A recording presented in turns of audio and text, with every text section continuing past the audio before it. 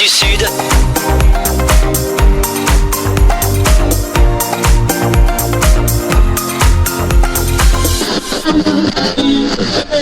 L'invité du jour, le rendez-vous de Radio Cool Direct. Bonjour, je suis Geneviève Darier, je suis perlière d'art, je coule et souffle le verre de Murano. Je suis installée à Nérac, place Saint-Marc, et je crée différents bijoux. Donc, sous forme de baguette, le verre se présente et à 1750 degrés, je vais amener les baguettes à fondre. Je vais étirer, tordre, souffler. Donc c'est un mélange de propane et oxygène. Et j'incruste de la feuille d'or, de la poudre d'argent, des cristaux d'aventurine, qui est une pierre semi-précieuse.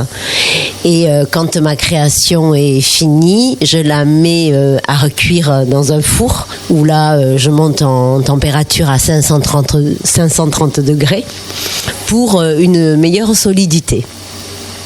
Et ensuite, je vais sortir mes perles du four et je vais les poncer et également les nettoyer et les préparer pour le montage. Est-ce que vous pouvez nous expliquer toute l'histoire de ce projet d'une vie ? Eh bien, je suis née à Nérac et mon grand-père était forgeron. Et donc déjà petite, je martelais sur l'enclume avant même de savoir écrire. Donc déjà, j'étais un petit peu prédestinée. Et toute mon enfance, j'ai fait des bijoux avec différents matériaux, papier mâché, pâte fimo. Et je suis partie voyager, j'ai travaillé pour le Club Med. Et donc là également, j'étais au service art appliqué, géo art appliqué. Et donc, je faisais des bijoux. Et j'ai continué les voyages. Après, j'ai fait de l'aide humanitaire pendant plus de 15 ans où au Brésil, j'ai appris la science des pierres, la lithothérapie.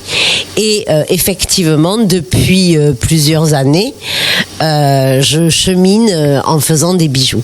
Et il y a à peu près en 2008, j'ai rencontré des maîtres verriers et j'ai vu qu'il existait le travail du verre au chalumeau, où là j'ai commencé à pratiquer et depuis donc tout ce temps maintenant j'ai ouvert ma boutique à Nérac en 2019 et je crée des différentes perles. Après donc avoir essayé plusieurs matières premières, pourquoi avoir choisi le verre ? Le verre a des jeux de transparence, c'est une matière noble et il y a une magie qui opère avec le verre. Et où est-ce que vous tirez toutes vos inspirations pour créer vos bijoux ? Je les tire de mes voyages, des différents règnes, l'inspiration des minéraux, des végétaux, des animaux, également de l'amour, de l'humain. Les couleurs se mélangent. Il y a des fois, je pars sur une création et ça finit en forme elfique. Voilà, il y a énormément de mondes qui sont là et qui gravitent autour de moi pour m'inspirer. Vous parlez de voyage. Est-ce que vous pouvez nous dire une destination que vous avez préférée pour vos inspirations ?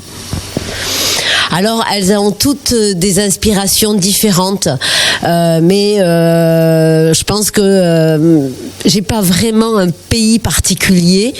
Je crois que je suis d'un peu partout. C'est pour ça que je suis inspirée autant de l'Afrique, de l'Asie, de l'Amérique du Sud, fortement, oui. Et mais voilà, l'inspiration vient aussi quand je crée. Et quelle pièce vous préférez confectionner parmi tous vos bijoux ? Alors particulièrement la perle soufflée parce que il y a vraiment une reliance magique. D'ailleurs, bon, c'est vrai que je fais principalement des bijoux, mais je fais également des pendules. Et dans la perle soufflée, il y a cette reliance aux 4 éléments où vraiment le verre c'est relié à la terre, le sable. Ensuite il y a le feu, ensuite le souffle, l'air, le spiritus, et pour finir l'eau, et je mets de l'eau bénite dans mes perles soufflées et mes pendules. En parlant de pendules, nous insinuons donc de l'ésotérisme. Vous fabriquez des outils d'ésotérisme. Qu'est-ce que vous souhaitez imprégner dans ces outils, justement ? Eh bien, de l'amour, et se rassembler et œuvrer pour la paix. Il est essentiel, voyez bien que les règnes sont ensemble et nous, l'humain, on divise. Donc aujourd'hui, dans les intentions que je mets dans mes créations, qu'on ait conscience ou pas, ça va œuvrer donc sur tous les corps, physique, mental, émotionnel et le corps de lumière, parce qu'on est beaucoup plus qu'on ne pense. Eh bien, cette sérénité, cette paix, et cet amour inconditionnel. La joie est essentielle, évidemment. Et dans le métier de créatrice de bijoux, quelles qualités pensez-vous être indispensables justement pour exercer ce métier ? La patience, la persévérance, et je dirais la foi en ce qu'on fait, en ce qu'on est. Et quels conseils vous donneriez à la personne qui souhaiterait se lancer justement dans la création, dans l'artisanat ? De venir, d'y croire, vraiment, et surtout de persévérer, et d'être en joie de ce que l'on fait. Ça, c'est très important. Vous faites partie du territoire du tourisme d'Albret, et je souhaiterais savoir quels peuvent être les effets positifs que ce tourisme a sur votre boutique. Eh bien, ça m'amène beaucoup de monde, parce que Nérac est une très belle ville qui est beaucoup visitée. Il y a beaucoup d'événements qui sont mis en place, donc ça me draine une clientèle de vacanciers sur leurs bons conseils, oui. Et est-ce que vous êtes fière de justement représenter cette ville de Nérac, ce territoire ? Oui, absolument, je suis néracaise, donc si vous voulez, il est important que je représente la ville. Voilà, c'est une ville chère à mon cœur. Vous pouvez trouver ma boutique atelier 6 place Saint-Marc à Nérac. Donc mon téléphone 06 86 40 50 47, puisque je fais également sur mesure.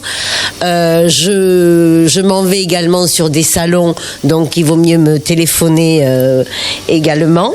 Et puis mon site internet www.bijou-lumière.fr. Je vous remercie. Merci à vous. Cool Direct, priorité à la parole.